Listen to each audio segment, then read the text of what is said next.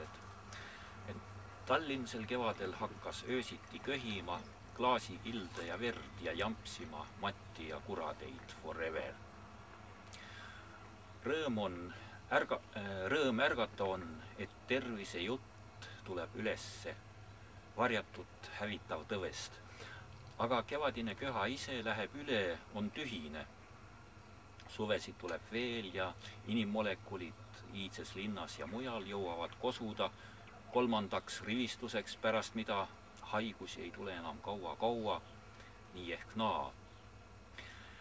Ega Tallinn ei võta kunagi seda tuuri, mis Sarajevos, sest siin pole kohal 3.–4. vürtsi ehk Iisraeli elavhõbedat ega muud ehtsat.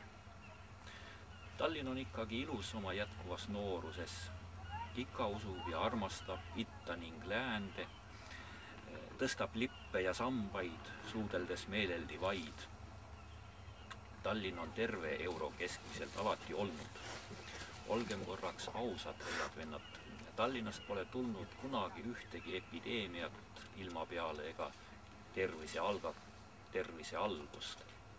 Rongi oleks jõudnud Bütsansi põhjapealinna ka ilma keskkülata. See ilus jutt on lihtsalt liialdust ühe hilisema honorari huvides. Ja 88. aasta aprillis 2 päeva Toompeal osutuvad ajatakka ka vaid edevuse laadaks. Sealt saalist ei siginud kestvat mõttepuud turvataladeks, ainult ordeni sabad said. Esimese ilmakrambi aegu esiti ei tunnistatud üldse tõbe, usuti nägevat tervet musklite rammu. Aga sajand trampis tantse, et ei jäänud terveks ühtegi rakku, ühtegi Ivanni, Hansu ega Johnni. Mis teha, et uldised Jaanid ja Gediminased esimesele ehale minna said alles, kui Euroopa üsk juba aher ja armurõõmest jäänud ristid vaid seintel ja mujal. Kas neist saidki kliima soojenemise kraadid? Idanaaber sai puhtaks esimestest krampides kullatud sibulaist. Asemele andis 100 miljonit aabitsat. Otsi lolli, kes ei oskaks valida. Aabitsate vaim oli niivõrd aus, et andis neile hirmu või väe või uljuse, lüüa läänes kõiki uksi jalaga, et kodus taas kikivarvul kõndida. Laulda loosungeid siinpool Uraali või vanduda Siberis forever.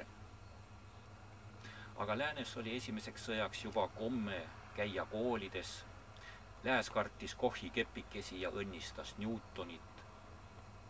Isegi rakendas teda lihtsatel juhtudel väga hästi ja parlamendid panid seda usku põhiseadustesse. Neid on hea hooletu võtta kõigil, kel rutt. Tallinn on juba 2 korda haaranud läänest fundamentidest, milleks mõtelda, kui hüpata on vaja. Professorid mõtlevad, kuidas täita ruutmeetreid tahvlil või kilobaite kompuutris, sest meeter maksab ja pangad tahavad oma osa tagasi protsentidega. Ikkagi inimesed. Inimeseks tahame ehmuda, kui äratab kevadine kerge köha. Köhime ära, et need, kes tulevad pärast meid, tohiksid täiega terveks saada. See sai tole aprilli lõpu meeleolus kirjutatud.